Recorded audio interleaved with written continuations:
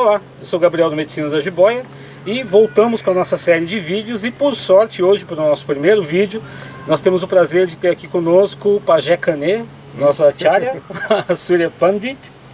Gratidão, mestre, por estar aqui conosco.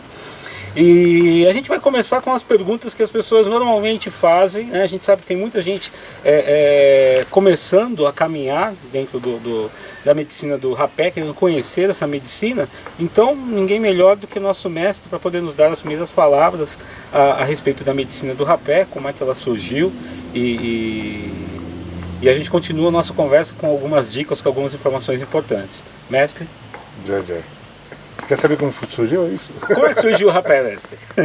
Tá, na verdade, cada tribo tem uma história específica sobre o rapé. Posso te contar uma. No caso dos... Vamos pegar aí uma tribo, os catuquinos, por exemplo. O pajé Satanawá, que é o pajé original, conta a história que Satanawá levantou o mundo, né? Seria o pajé da época do dilúvio, né? Ele levantou a tribo toda para não morrer afogada. É a história do jacaré também, né? Esse pajé Satanawá, quando ele foi receber o Homé Potô, no caso, o rapé, foi o próprio Kokapinchari, foi Deus. É isso que eles colocam. Satanawá recebeu do Kapinchari.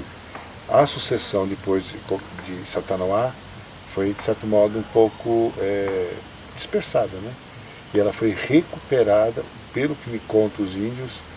Eles não sabem sobre datas, né? É uma coisa complicada. Não tem como falar, foi tantos anos. A maioria dos meus pajés, os arumiás mais antigos, eles não sabem a idade. A gente tem, por exemplo, o Costê, que a gente calcula que ele tem uns 108 anos, sabe? É meio complicado o cálculo disso. Mas o fato é que na história indígena foi Deus que passou para o primeiro pajé, que é, na verdade, o reconhecimento das medicinas da floresta. As medicinas foram reconhecidas por um pajé que passou a sucessão discipular dele, e após isso foi recuperada através do quê? Através de unir, através da ligação espiritual. No caso das tribos amazônicas, é o caso da ayahuasca, é o caso do Homé Potô, é o caso do iopo, é o caso do paricã, é o caso de várias outras ervas, até que não cabe aqui ficar anunciando. Todas elas. E na visão dos índios, normalmente eles dizem que tudo tem um espírito, né? Tem o espírito da pedra, o espírito da árvore. E no caso do Homé Potô, tem um espírito característico do rapé. O espírito do Homé Potô, ele tem como objetivo o diálogo. Ele tem várias ações dentro de uma tribo. Primeiro, a questão do diálogo. Eles, quando se juntam, conversarem usando o Homé Potô, porque faz com que flua melhor vamos assim, a conversa. E é verdade, se percebe até nós ocidentais a questão de conversar fumando um cigarro, porque é o tabaco, de certo modo, independente de ele ser aspirado ambos pelo pulmão, mas um através da poeira, de um nível micro, né? A nível de substância, que ao chegar ao pulmão, na verdade, o alvéolo do pulmão é muito menor, ele não vai ser absorvido da mesma forma que é absorvido, por exemplo, o tabaco fumado. O tabaco fumado, o alvéolo, ele absorve todo, por causa que as nanopartículas são menores. Entendi. Essa é uma informação que eu nunca tinha passado para eles a respeito dessa característica de união do rapé. A gente poderia dizer que é similar dentro do caminho vermelho ao trabalho de tabaco que os índios norte-americanos fazem? Então depende da tribo. Se você pegar os guaranis, se você pegar Funiô, você tem algumas tribos especificamente que o tabaco fumado, que é a chanupa, ela teve o seu desenvolvimento. Possivelmente não como os índios da pradaria norte-americanos, porque eles tinham mais tempo para ficar pensando, tinham épocas que caçavam e passavam longas épocas sem ter que caçar. O índio amazônico, ele tem que levantar todo dia lá para as 4 da manhã e correr atrás do café da manhã. É diferente, a preservação de alimentos na floresta amazônica é diferente da pradaria, é diferente de índios que tem montanhas, é outro processo, tá?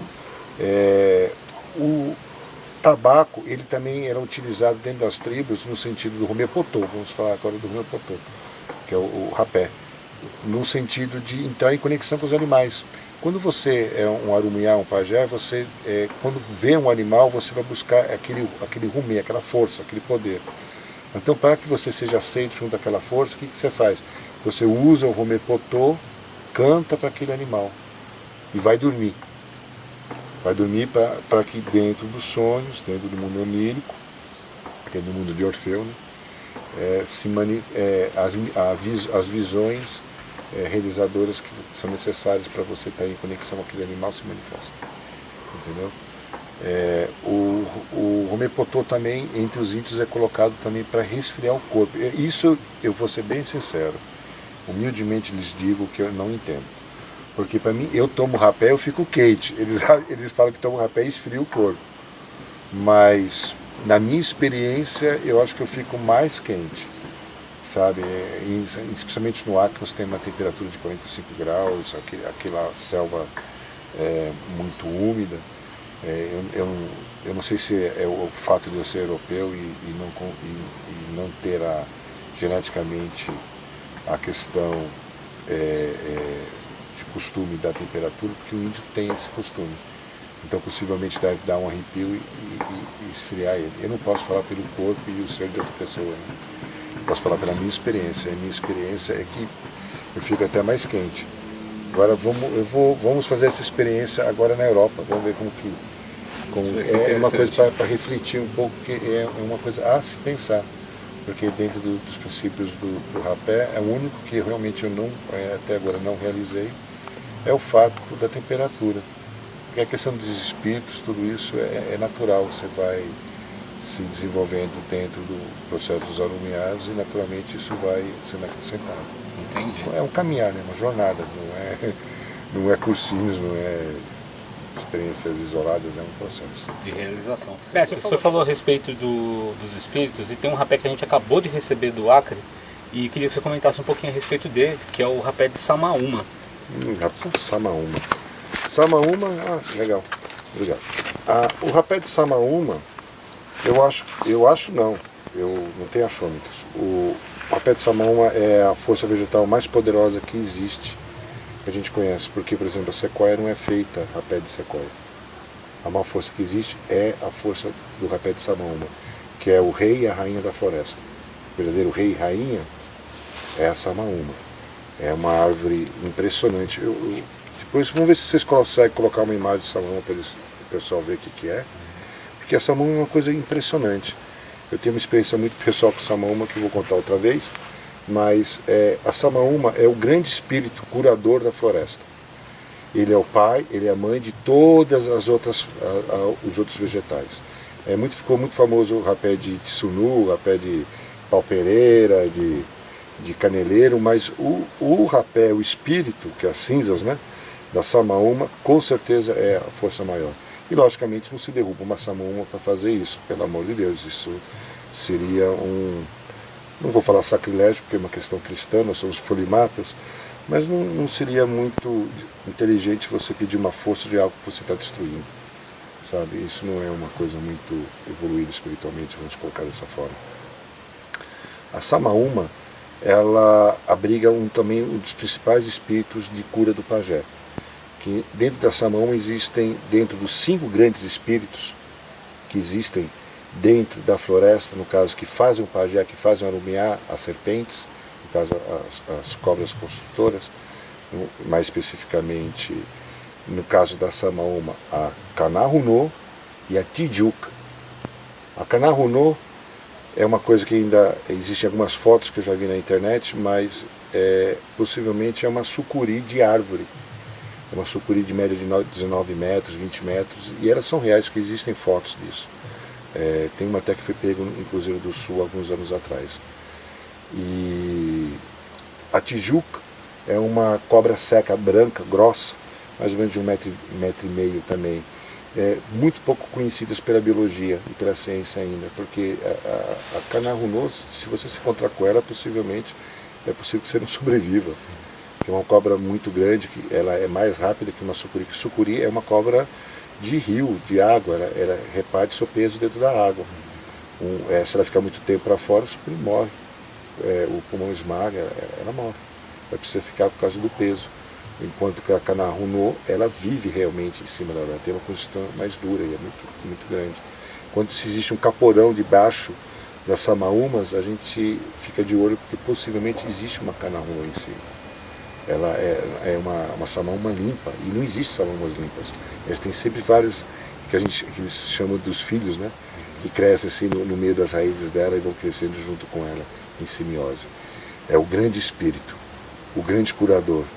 Esse é o espírito que todo mundo devia estar se associando a nível de busca espiritual, a nível das cinzas. Com certeza essa aqui seria uma das três principais. É um espírito extremamente poderoso de ensinamento, de cura e de proteção. Ela traz essa iluminação no sentido de conexão. Se ela é uma maior força, é a conexão. Quando você encontra um animal, o pajé, ele vai tomar rapé para entrar em conexão com aquele animal. Ele vai cantar para aquele animal e depois vai dormir. Quando ele dorme, ele recebe a força dos espíritos daquele animal. E quanto maior o espírito associado às cinzas, é melhor. O espírito da samaúma, é muito usado o espírito do Tsunu, do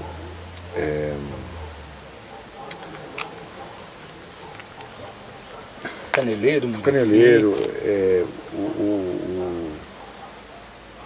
esqueci o nome agora, me deu um branquinho. Tem uma coisa que você falou que é muito importante para as pessoas entenderem, a gente tenta repetir isso em vários vídeos, que é a questão da força. Então, quando a gente está falando da força da samaúma, nós estamos falando da força espiritual, não da força do impacto da aplicação ou algo parecido. Não, a força do impacto da aplicação ela tem a ver com a medicina, sim, e com a granulação. Muitas pessoas, a medicina de jiboia nasceu devido ao fato de muitos membros da sociedade virem com rapés muito ruins, e rapés que davam reações negativas às pessoas. Eu fiz questão de aprimorar a medicina de trabalho junto com as tribos Kaxinawá, Catuquina, Xananawa, Yanawá, Axalinca, Colina. Todas essas tribos foram os professores que juntaram para a criação da medicina de jiboia, porque ela precisa de uma medicina mais apurada, e às vezes elas são muito grossas. O ardor que dá é porque a granulação está muito alta, aí machuca. Tá forte não, está machucando. Não está trazendo leveza, profundidade, reflexão, amplitude dos sentidos. Não está trazendo isso, está trazendo simplesmente uma dor que você fica lá se contorcendo com dor. Isso não é o processo real que um arumuyá, que um pajé realmente realiza dentro do processo do Romepotô. Isso na verdade, são rapés mal feitos.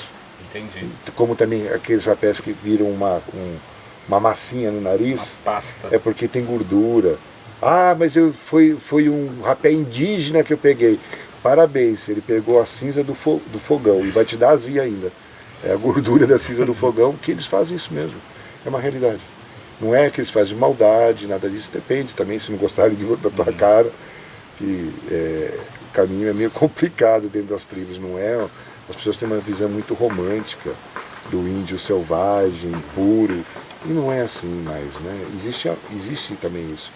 Como também existem pessoas boas no mundo material e pessoas que na verdade só manifestam a acumulação kármica. É o caminho. É bom que todo mundo entenda que os rapés que são produzidos na medicina da jiboia, eles são resultados de um refinamento, mas um refinamento de vivência, né? O mestre Nuno, ele é conhecido como Pajé Kanê nas tribos do Acre, mas ele viveu lá por alguns anos, e dentro disso ele teve contato com os feitores originais de rapé dessas tribos, com os arumuyás, com os pajés, com os curadores. E na verdade esse conhecimento de várias tribos acabou culminando no refinamento que nós temos nas medicinas que são preparadas, né, do medicina da jiboia. E nós temos duas produções, né? Nós temos a produção que vem direto do Acre, que é sempre feito lá pelo seu Francisco, grande feitor, diga-se de passagem, é um caboclo do meio da selva que viveu a vida inteira dele com duas tribos indígenas, que foram os Kaxinawás e os Achalinka, se eu não me engano. Se eu estiver errado, peço desculpa. Mas é uma pessoa que aprendeu a fazer rapé do jeito indígena.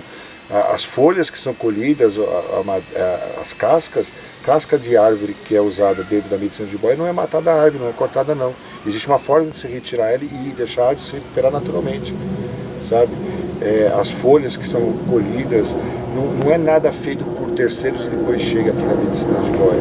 O que é feito no Acre é 100% aqui. O que entra aqui em São Paulo é camomila, outros tipos de preparo de outras medicinas. O avião está passando, quem sabe ele leva a gente para ocidental. Eu quero agradecer muitíssimo. Foi um prazer passar aqui no templo de Mariporã, aqui na central da medicina de boia. Quero agradecer a todos os membros e agradecer a oportunidade de humildemente poder servi-los. Minhas mais humildes reverências. E sei que eu sou simplesmente um servo, né? Estou aqui para servir a todos. É o caminho, é a jornada. Gratidão, mestre. Imagina, minhas mais humildes reverências a todos. Tchau, tchau. Ausch.